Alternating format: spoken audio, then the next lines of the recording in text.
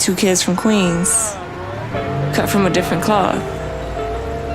Now joining forces, helping you to elevate your personal brand. Yeah, I'm talking about Nicky and Moose, bringing you a never-before-seen perspective into the mindset, the mentality, the behaviors, the driving force, but more importantly, the stories behind the people and brands that you know and love the most. Was poppin'. Welcome, Nicky and Moose. I'm Nicky. That's Moose. What's up, Moose? What up, y'all? And welcome to the YouTube Livey. And today we got a really dope topic. What is it, like 3 skills becoming a creative entrepreneur? Something like that? Absolutely. It's going to be fire. Yeah. So if you categorize yourself as that, let us know in the comments. Let us know in the chat if that is your vibe. Of course, real quick plugs. The new episode dropped today, episode 91. Okay. Talked about goals. We talked about branding and a lot of branding. And then content over. Yeah, it was a lot of branding. And then content over money or money over content, you decide. It's a whole vibe. Moose, how did you feel about the episode? I thought it was a really good episode. What I'm most excited for is to hear people's response to the goals. Like goals? Yes goals? No goals. Like I want to see what's the strategy they lay in on. But I'm just super grateful, man. And shout out to everyone who's been sharing. Shout out to everyone who's been commenting. I know this sounds super cliche, but it is so dope to see just a response, people being receptive to the message. I had a friend actually text me today and he said, "Hey, I just saw your clip with Nicky and it was really timely." And I was like, man, thank you. I really appreciate that. And shout out to Nicky for doing it because she does everything. And I don't know how to do that stuff, but it's great. And I love it. I don't know how to do none of it, but you know, it works. We had a great, at least me, came to when it came about me and Moose and how our team works. Like I'm the one that could bring the people in different ways and different strategies, and he knows how to keep them and monetize them from a back end standpoint. So I was like, oh, this is how this works. I understand. That's how it works. I appreciate. Yeah. Yeah, man. Yeah, no, it feels good. It feels good. And shout out to everybody who's watching this live and the replay, but shout out to those who are watching live, for real. But, Moose, let's talk. I'm excited. Yeah. So let me tell you, man. So I love the topic. First off, Nicky came up with this topic. So y'all give all the love and credit and flowers to Nicky for this one because it was super dope. But I was doing some research and I was like, all right, let me see, how do we set this up, right? How do we talk about it? So I was curious to see what is the difference between a cell phone today and a computer from, say, I don't know, 10, 20 years ago, right?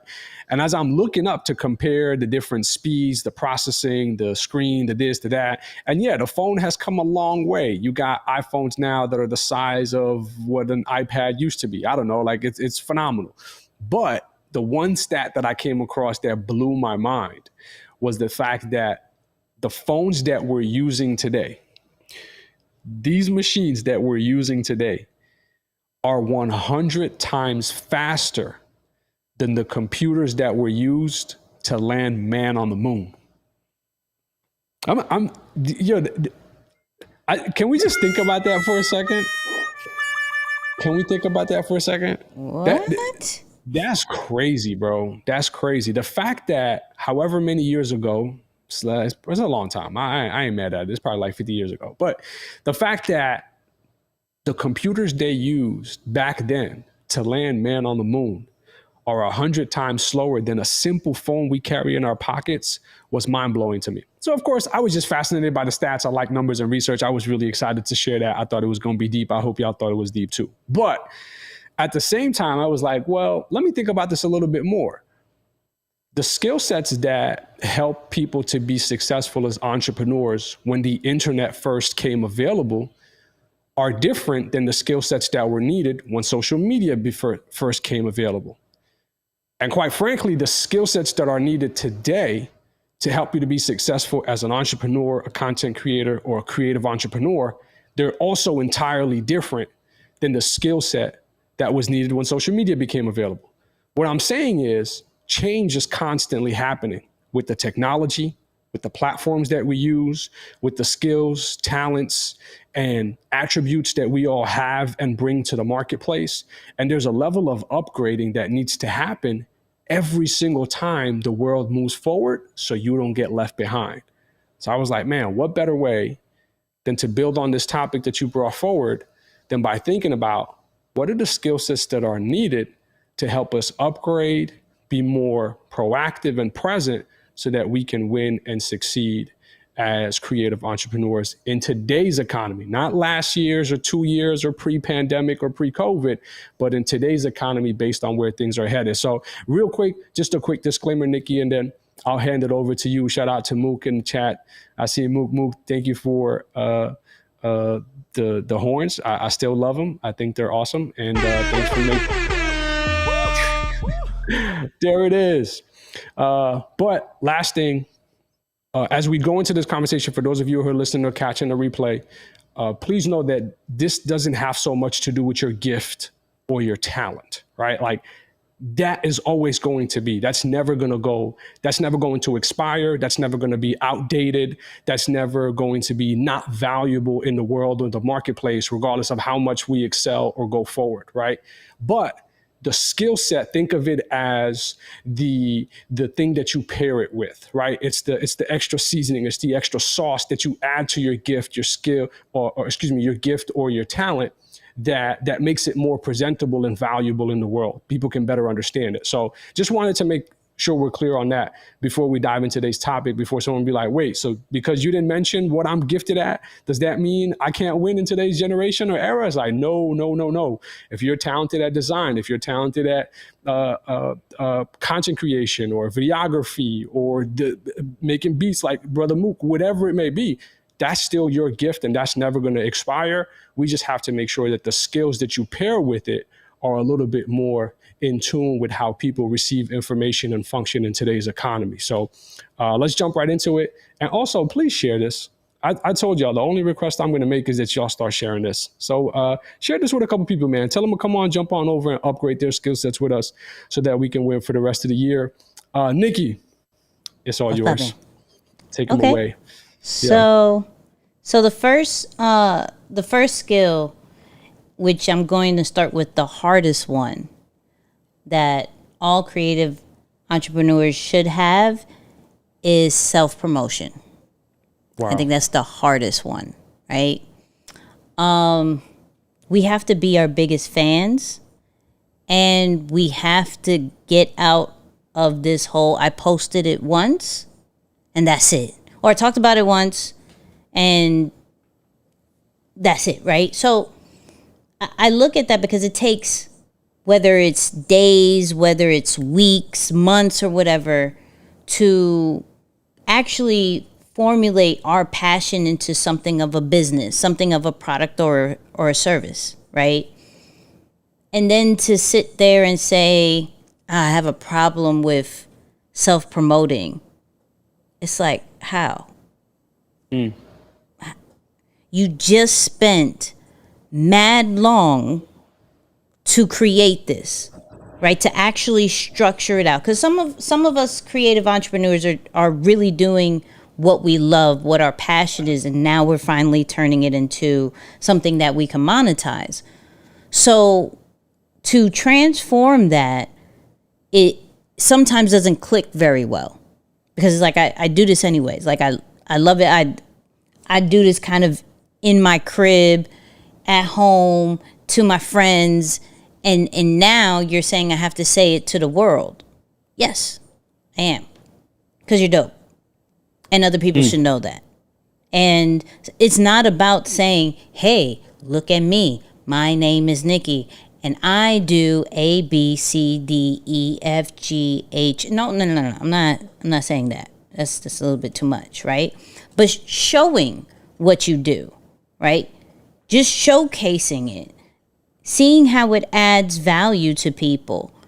and then giving them a call to action, a solution to their problem, is still self-promoting. All you're doing is saying, this is what I can offer you. No one's saying, hello, let me talk to you about me and all the great things I do about myself. And that's the problem that some people have, is like, I don't like talking about what I do. I don't like talking about myself. But you're showing. You just have to show. So I would ask you, Moose, like, how could someone get out of their way to better, self-promote themselves? Yeah. I mean, and it's funny, the thing that was coming to my mind is when we first kind of linked up, the one thing that you and I probably had most in common is that we hated the fact that everything was about titles. We were like, do I have to have a fancy title behind my name so that you can think I'm gifted and talented? Is it necessary? Is it important? And one of the biggest things that I feel, the adjustments that I've made, and I would love for you to speak to it as well, is that I stopped worrying about the title, because this title, it was really, at the end of the day, if I were to be super honest, the title was about how it made me feel in terms of how valuable I sounded or made myself seem in the eyes of people I was talking to. So I stopped making it less about me and how I'm going to feel and how I'm going to appear, and I have to look like I'm rich and all this stuff and all that. And I made it about the people that I wanted to help and serve. And the more that I did that, the more I became excited to share what I was doing. Heck yeah, I'm excited to tell you about a podcast that I have, because we have consistently produced 91 episodes, never missed a week, and we're about to reach our 100 episode mark. That's not for me. I didn't make episodes for myself. I made episodes for the people who are listening, for the folks who are on this live, so that they can benefit from or avoid the mistakes that we've made when working with brands and businesses. So the more that I started to think about the people that I was helping and how my gift contributed to their well-being and making their lives easier, or helping them to just have a more fulfilled life, the more it became easier for me to say, heck yeah, let me tell you what I do. And guess what? It cost a lot too. I'm going to tell you that too. Nicky made fun of me yesterday. I'm going to keep that comment private, but it's okay. Tell me that wasn't funny when I told you when I texted you last night. You remember that? Would you text me last night? Now I'm going to go back. Hold on. Check the text thread. Yeah, that was hilarious. That was hilarious. Yeah.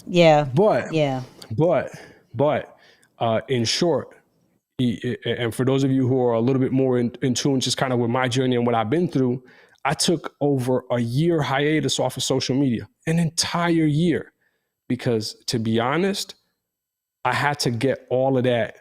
I had to almost do like a gut rehab of myself, because I built on a bad foundation.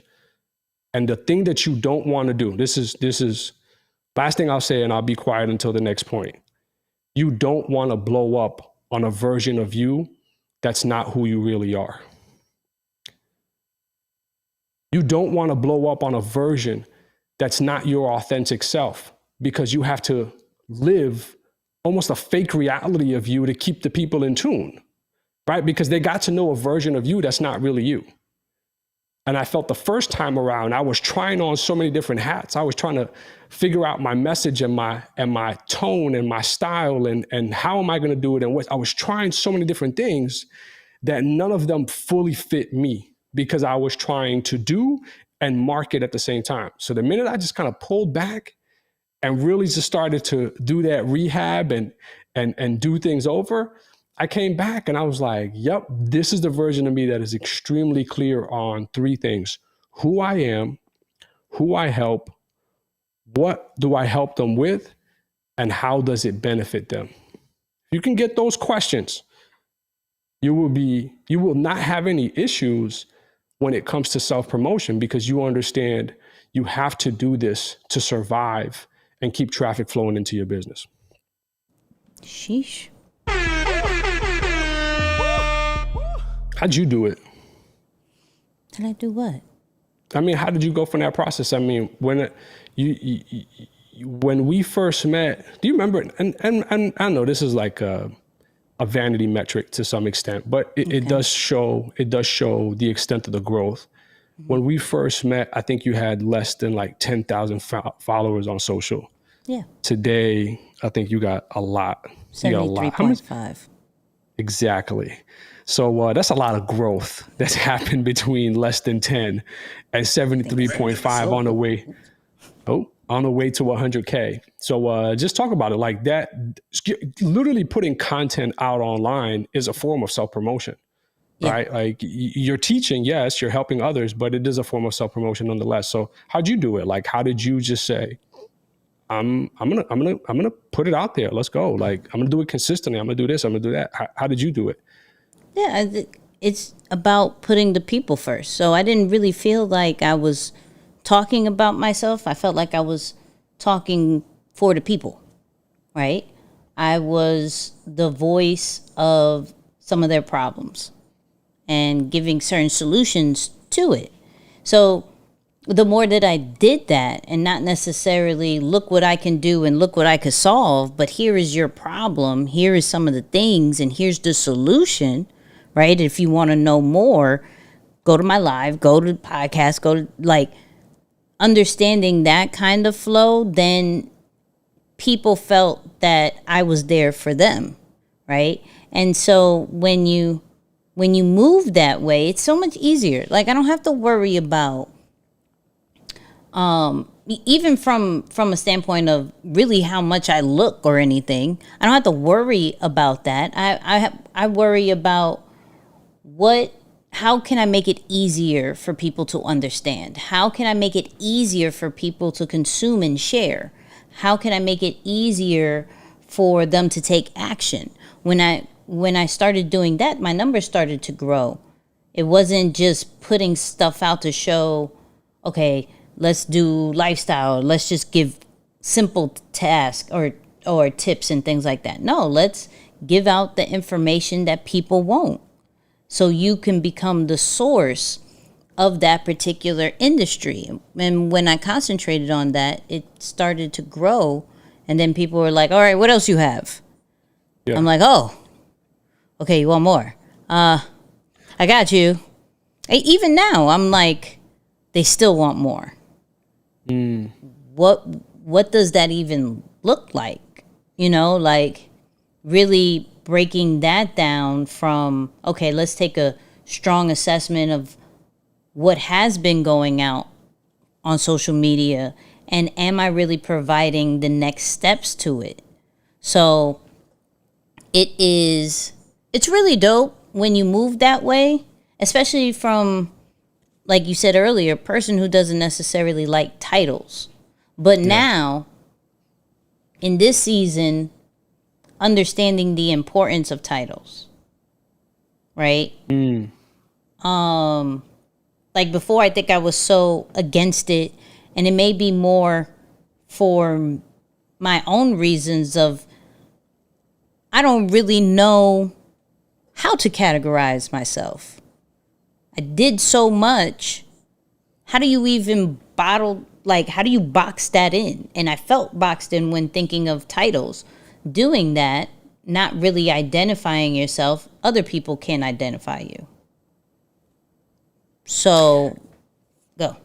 I saw you. Yeah, I heard that. Yeah. I was gearing up to go here, but no, I want to ask you, what's one thing that people think is self-promotion but actually isn't? Because I know I made a lot of attempts where I was like, nah, I'm trying. Like I'm out here telling people, like I'm posting, but it wasn't. You know what I'm saying? Like in actuality, it was me almost trying to just put a Band-Aid on something that needed stitches. Like it was like a fake remedy. So what would you say for someone who thinks is like, yo, nah, I am doing content or I am doing this, but what is that? Okay, say that, because I think you said it differently in both ways. Just take the first one. Like I'm just saying, like I did it. I don't want to call people out, but I'm saying I did it, and I'm sure others are doing it, where they are doing something It's like Right. that J. Cole song that says, you came a long way. Funny thing is you went the wrong way. Yeah. Like, not all activity is progress.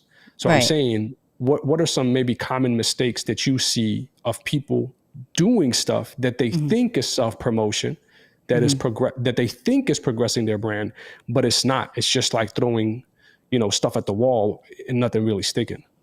Oh, well, that's easy. A common one is jumping on trends that has nothing to do with their brand, right? That's good. So the major tip that people run with is staying relevant, right? So to stay relevant, you want to do the trend surfing. Now, you still have to keep in mind you have a brand. So, yes, jump on the trends, but either transform it to your actual brand or find one that's already within your brand. Don't go completely outside of your comfort zone or outside of what people know you for just to stay relevant. So now you have this content. You're like, yo, I'm out here, I'm self-promoting, all this great stuff. But in actuality, you're just doing things in order to stay in front of the masses, and not everybody is your audience. So now you're going to get traffic, but it's not traffic that you honestly need. It's traffic more for vanity metrics. Yo, I got mad people. So perception, unfortunately, in this day and age is everything. So if you're trying to go the perception route, absolutely. However, in a long run, you getting just random people to come to your page and possibly follow, engage with you, doesn't do anything from a back end standpoint of longevity, of conversions, of loyal fans, and things like that. So, that's one of those things that doesn't that it could consider self-promoting, but it's wrong. Yeah, it's wrong. No, that's good. That's really good. That's really good, y'all. I ain't gonna lie, that's really good. All right, so let me set up this next one. Say something deep so I could go fix my ISO. Shout out to everyone who knows what I'm talking about. So the next one you sent me was, you said collaborations. Yes. Like knowing how to collaborate. Yes. Talk about the importance of it and then how to do it real quick. I got you. So collaborations is just that. We got to get comfy and go with people within our industry and sometimes outside of our industry in order to get in front of people, in front of new faces, new people, new personalities, new characters, like all that. For us to get our brand out there from a more nationwide standpoint, more global standpoint, we have to actually shake hands and kiss babies. Right? So that could be as simple as like a live. That could be as simple as for those people who are on Instagram or just doing reels and TikToks, short form videos. That could be as simple as, the like the remixes or the duets where it's like side by side. That could be it. It could be you collaborating with somebody on the event side. It could be you could write a book together. You could do a podcast together. There's many forms of collaborations, but we have to pick one, feel comfortable with it, try it out, go about it again. The reason why certain podcasts do very well is because they bring on guests. That is a form of collaborations. So the guests, not only do they get introduced to, like, let's say our platform, we're being introduced to their audience. So now regardless if it's one person, regardless if it's thousands of people, our podcast is getting is getting different looks from different people, and that guest is getting a vice versa kind of effect. Same as like we just saw a really bad versus, a really bad versus. Don't know if I'm going to talk about it on the podcast. If I did, it was going to be on this one, and I didn't because it was just bad. But versus is a huge way that we see collaborations happening, and you can see the effect that happens when you get on versus, when you jump on that platform and you team up with Timbaland and Swiss. Now your streams are going up, your merchandise is going up, your people are buying tickets for your concerts and your shows. That is the creme de la creme of collaborations. I don't want you guys to think like, okay, I instantly collaborate with something and everything's gonna go. On certain platforms, yes. On certain platforms, no. It's sometimes on a strategic standpoint of, okay, you have people I don't. Let me get in front of them. They're going to love me. They're going to come through and follow me, and then it's my job to nurture them and make them into loyal fans. Then that will convert into $2 later down the road. But if we think that we could do everything by ourselves based off our skills and based off our passion, it's going to take a very slow growth, right? Mm-hmm. Not saying that's impossible, right? Yeah. It could be very possible, but the way that, and I think you said it, like 3 years, you could see really amazing success if you play your cards right. If you do certain things that other blueprints have laid down, 3 years, you could see amazing growth. But if you do it by yourselves as a creative entrepreneur, it's a very slow road. Very slow road. That's so good. Yeah. Wow, good memory. I said that on our last episode, shameless plug, check it out, episode 91. Wherever you listen to your podcast, go check it out. All right, no, that's really good. I have a couple of things to say here actually about this collaboration thing, because I struggled with it. I struggle with a lot, y'all. I feel like this is like this is like content therapy. Content therapy. There you go. This is like content therapy for me too. No, I did have that challenge because I'm an only child, for one. I don't necessarily mix well with everyone, at least in the beginning, right? I think like I'm usually like shy at first or a little bit more reserved. So until I build some level of common ground with someone, they won't fully see maybe even why they may want to partner or collaborate with me, right? Until some investment or groundwork has gone into it. And then he gets offered CEO jobs 24/7. Anyways, go ahead. It's a little lucrative, It's nice up here. It's coming. It's nice. It's coming left and right now. I don't know. Yeah, it's nice up here. No, I'm just kidding. But no, I will say one of the things that I will suggest for a lot of us to think on is don't just because the recommendation is to collab, then to go out there and just look for collaborations.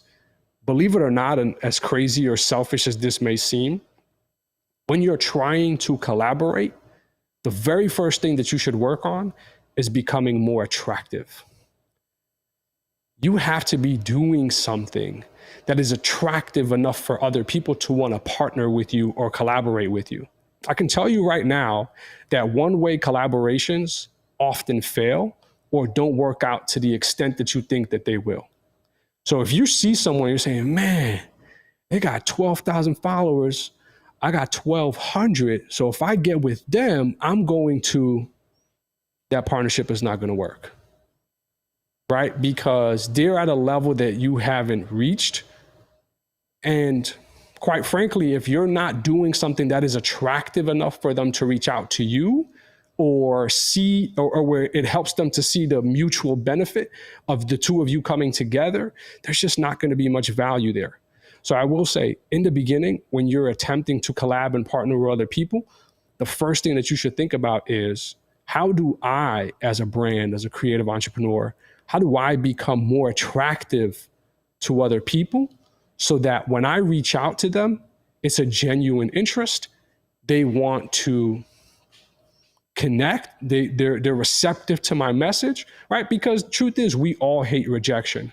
And we think that we get rejection because, or rejected because somebody's just trying to big time us, or they're trying to be whatever. It's, if you want to be honest, the hard truth is, or the best way to become better out of a situation like that is ask yourself, am I at a level that's attractive enough for this where I've made it hard for the other person to say no to me? That's going to be interesting, right? Because it makes you really look for ways to improve instead of point the finger and complain. And that's the name of the game, y'all. Every time we can walk away from a situation, finding things that have helped us to become better, then we've won. We've won. There's no loss in that. You say it all the time, Nix, which is dope. Like, there is no losses. If I learn something, I learn from every L that I've taken or every setback that I've been through. So you miss an opportunity to learn or level up if you point the finger and say, they big time. Oh, they Hollywood. Oh, they didn't come through. Oh, they didn't respond. Oh, they didn't do, right? It's like, I'm just pointing the finger and I have nothing to work on myself. So work on that attraction piece, right? Work on that attraction piece so that people can say, man, I appreciate the work. I appreciate the honesty, the vulnerability. I appreciate the transparency. I see the work ethic. I see the quality of the work. I see this. I see that.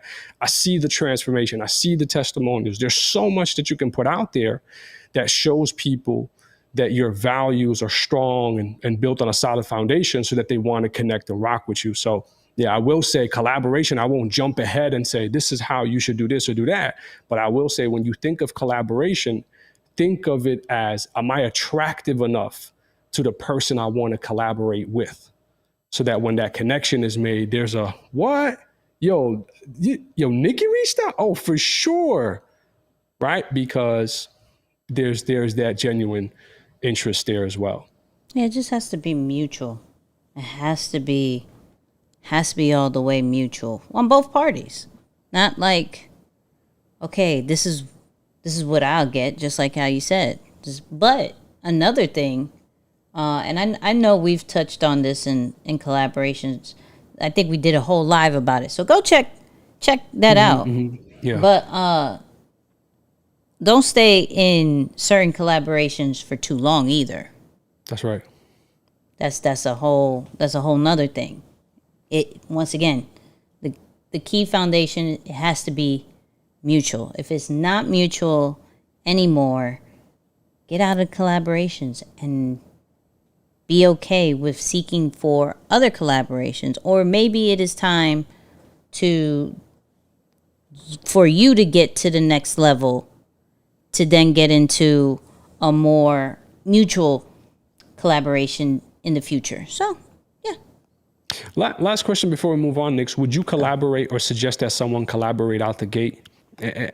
I don't know, maybe what level some of the listeners are identifying with, like say they experts in the game, just getting started, thinking about started sometime, wherever it is. Would you think collaboration out the gate? Would you say, hey, I want to accelerate fast, like we talked about on the last episode? Mm-hmm. In today's economy or in today's digital world, you can really go from no platform to big platform or big success, relatively quick. So if that's a goal or a desire, would you start out the gate thinking collaboration, or would you say, let me slow down, get some momentum first before I go collaboration? Because I've seen I guess a little bit of both, but it just depends on the network that somebody has. But I'm curious your thoughts. I'm all for collaborating in the beginning. Like if Really? You could, yeah, I'm I thought you were good gonna say for no. that. No, I'm good with that, just because you learn on the fly, right? sometimes if you work in isolation with your craft and things like that, you won't necessarily know what makes a good collaboration, what's mutual, what actually adds value to the audience from both ends. So the longer you take doing collaborations, it actually may like hurt you down the line.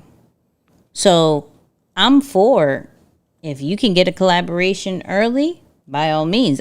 Some people will, when it comes to like social media, some people will do lives right away with other people just to bring them on their platform that was going to help them grow their following.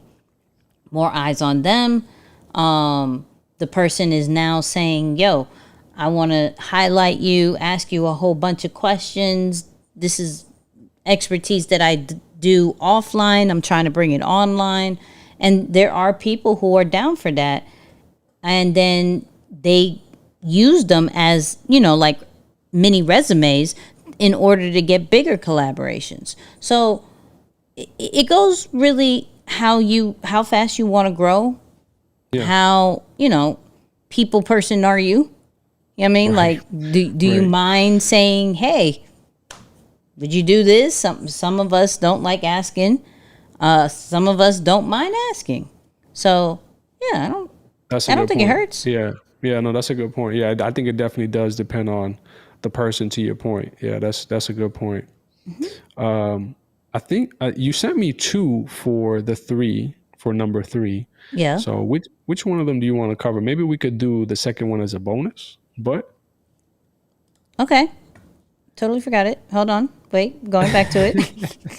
real life. Going back to it. Okay, Real so life. all right. I'll do. We can do both. Okay. What are we on? 3? We on 3? We're on 3. 3. Yeah, this is Okay, 3. we are on 3. Look at me not remembering. So for the third one, for creative entrepreneurs, I would have to say that communication is a skill that we all need to have. Wow. As creatives, we can get very isolated with our skills, with our passion, what we do. Hence why a lot of us are good at what we do, because that's what we do. That's all we do, right? Now, when it comes to scaling and growing, we need a team. When it comes to scaling and growing, we need to collaborate. We need to have some form of communication that could be outside of the box for us, could be normal, but we have to continuously learn how to communicate with others. Learn how they want to be communicated to. Learn our own triggers of what may make us antsy, what may make us impatient, what may make us mad, happy. Like, we have to learn these different ways of communicating in order to grow, not only from a business side, but from a personal side as well. And I know that I used to struggle with it. Once again, being an only child, all I need is my computers and things like that. Self-taught. So especially if you're self-taught, how to communicate what you've learned, how to break it down to others, especially if you're more on the educational and motivational route of branding. Like, your brand is based off that. Even entertainment, you have to speak in a way that the masses can understand. And the masses, I'm not talking about everybody in the world, but masses as far as everybody in your audience. There's different ways that people receive stuff. There's different ways that people are going to talk to you. And sometimes you're going to feel that it could be a little downplaying, or it could be a stab, and you're assuming, but it's really, this person is just super monotone and they have dark humor.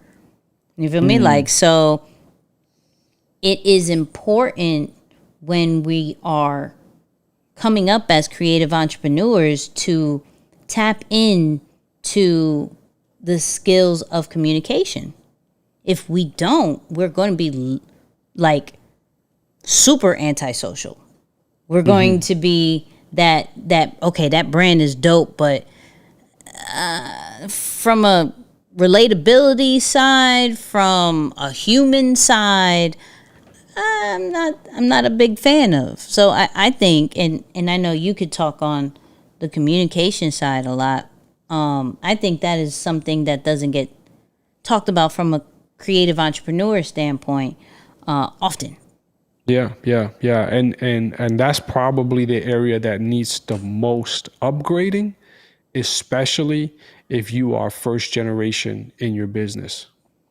So if you're the first one in your family to have this thing that is entrepreneurship, if you're the first one in your family, even if you come from a family of business owners, but you're the first one to really use digital strategy or digital platforms to help accelerate and operate your business day to day, you gotta study this intimately. You gotta take so much time to do this. Like, for example, I think about my upbringing, right? My first language, not truth be told, it actually is Arabic. All right. That's what I learned and grew up speaking. So I was just thinking about it today, and I was like, it's so funny that still till this day, when I'm having conversation, I'm still processing what is being said to me through the lens of Arabic and Middle Eastern values, culture norms, reasoning. Like, I'm still thinking through that lens. I'm not necessarily thinking as an American because I'm speaking in English. Because that is my first language, I still think about that first. So to make that more relevant to you, if you are someone who's doing business online and you're accustomed to, say, speaking to people in person, or you thrive more with communicating with people in person, you got to study, how do I make that same conversation, the liveliness, the energy that I feel when I'm connecting with someone face to face and they're right here, I can reach out to touch them, I can high five them, I can hug, whatever. How can I make that same reality be true online? We've only done a handful of live episodes, and much of what we've done through everything that you see on this show, between the live show and the podcast, they've been entirely virtual. We started during COVID. It was like a mistake, kind of like, let's have fun and do something during quarantine. And then we got a complete show and podcast from it. But it took a lot of work to think about, how do we relay these messages or these ideas, where most podcasts are done in person. You got to understand, the podcast industry has blown up or blew up because it does make sense to bring something that two friends would probably talk about on the phone or on a car ride or over coffee somewhere, to bring that same experience to a digital platform and let other people in on their conversation. Like, that's how podcasts came to life, or that's how, at least how I continue to think about them today. So that happens often when you're with your friend, with your group of people, right? Like, you're there together. Until this day, you still will notice most podcasts are live. They're recorded live. They're in the flesh. So the amount of effort that it goes into thinking about, wait, if I'm recording a video podcast, but the listeners, there are other people out there who could only be listening to audio only, I can't speak to what I'm seeing on my screen and assume that they already know what I'm looking at. Right. You get what I'm saying? I have to explain to them, for those of you who are in listener land, or those of you who are listening on the audio experience, here's what the quote says. I can't just say, so look on the screen, you're going to see, right? That's a form of communication. It's speaking to the things that people are not saying, and it's speaking to the things that people don't really understand yet. Like they're feeling it, but they can't put into words. They're thinking it, but they haven't fully said it. So communication is also those intangible things. That's why you'll hear from time to time whether you post a piece of content or you share something online, if you've ever seen somebody say, man, that spoke to me, that's excellent communication at its finest. That's someone telling you, man, you said something that helped articulate the emotions or the thoughts that I was having in a way that makes me feel heard or understood. So if you want to excel, and I don't want to say all parts of life, because I feel like that's just just super played out. But for real, online as a creative entrepreneur, if you're going to excel, you have to know how to speak to what people are thinking and feeling without them knowing that they need it. Like you're speaking to those needs without them ever having them express them to you. That's what I wanted to say. They're not necessarily expressing those things to you, but you're paying attention. You're thinking about their mannerisms. You're seeing their body language. You're seeing the content that they like and the content that they don't like. You're seeing the stuff that they reshare, right? Like that gives you so much insight about the group of people you want to serve. And if you're going to excel moving forward, especially in today's world, you got to have that almost obsessive interest in what other people are moved by, so that you can incorporate it into your message, your storytelling, and your brand, so people can start to feel a genuine connection.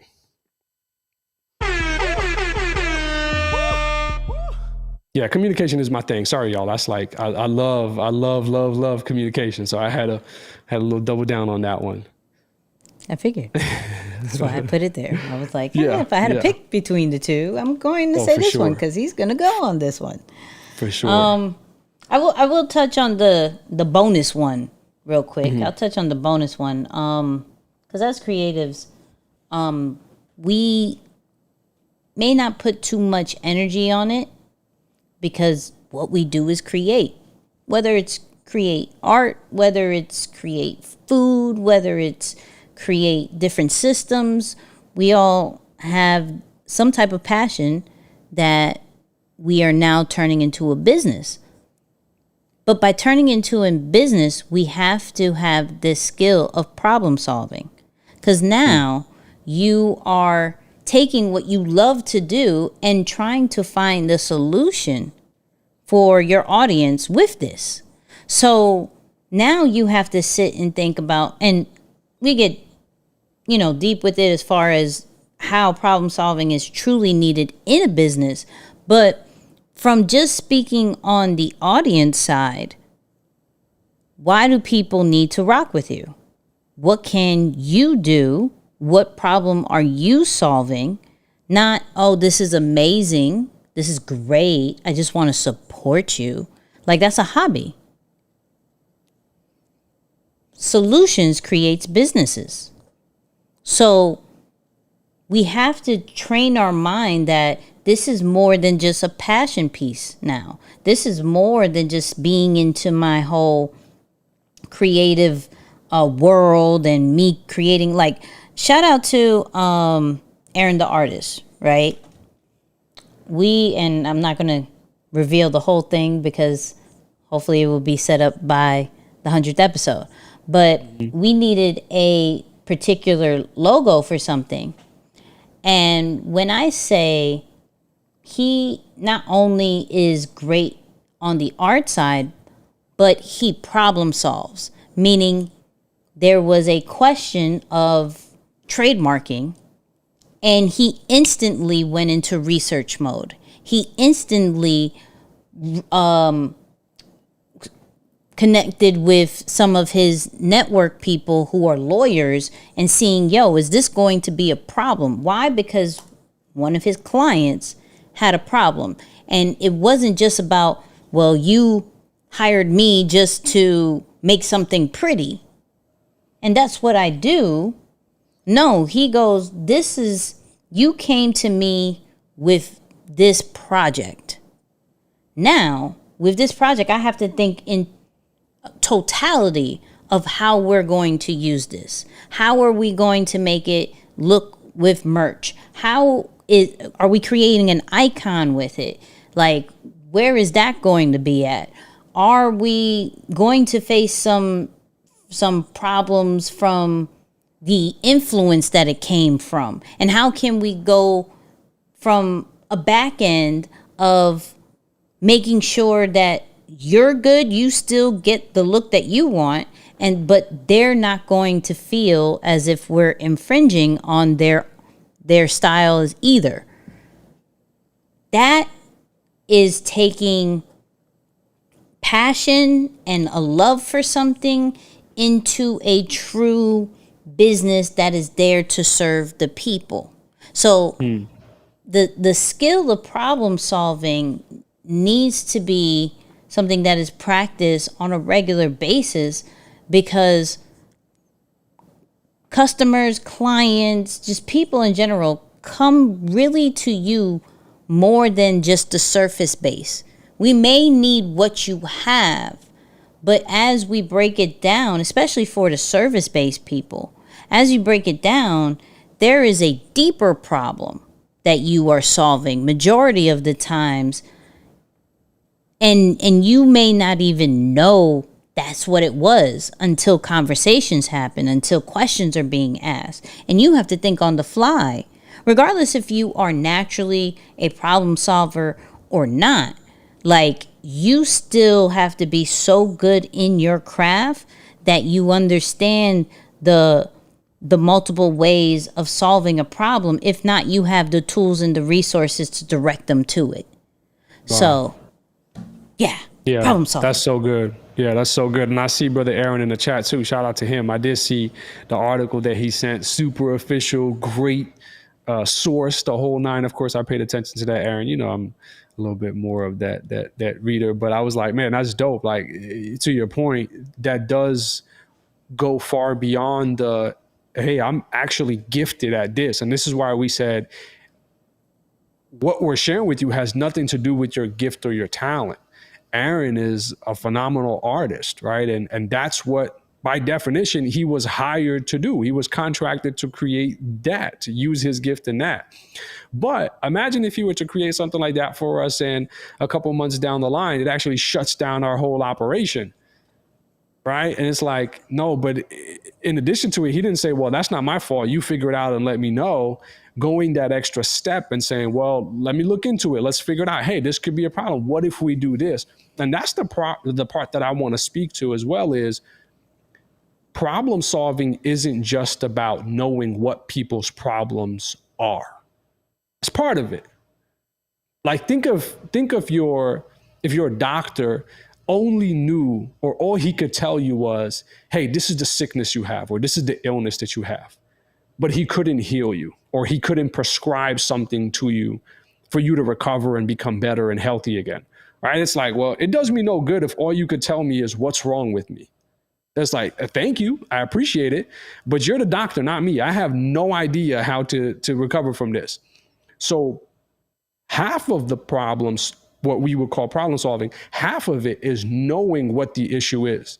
The second half is being able to provide tangible solutions that actually alleviate the issue that the person is having, right? And that comes through, like we said right there, going the extra mile, actually providing solutions or services that alleviate that challenge. But those are the things that I'm telling you people will value. People have enough problems in their life. You think they just want to sit there and hear about your thoughts of what you think their problems are? That does them no good. All right. And quite frankly, I was even thinking of some people in our program, and I was like, man, some of them are probably not excelling the way that they could or should, because they're happier pointing out people's problems to them rather than actually helping them with them. Like, yeah, just shed that away, man. I understand the idea. Like, people might feel good to be right and to say, I told you so, but it's just not valuable. It's not tangible. So yeah, highlighting or pointing the problem out to someone is not good enough if you actually can't solve it. So a lot of times it's really just those intangible things of what we kind of talk about a lot on the live show, going the extra mile, putting a little bit extra more time, wanting to care and see it come through, and ultimately deliver on your promise, because your name is hanging on whatever work you put out there. And that's all you have to live for. That's the one thing that we should also always remember in this world of personal brands or digital marketing. A big part of what you're doing is you're saying, hey, I'm the product. I'm the service. Yes, I'm going to teach you. Yes, I'm going to do this for you. Yes, I'm going to help you do that. But in addition to that, you're getting me. And a lot of the successful brands, the premiums they charge is not because of what they do. It's because of who they are. Like, that association is usually a reason for the premium.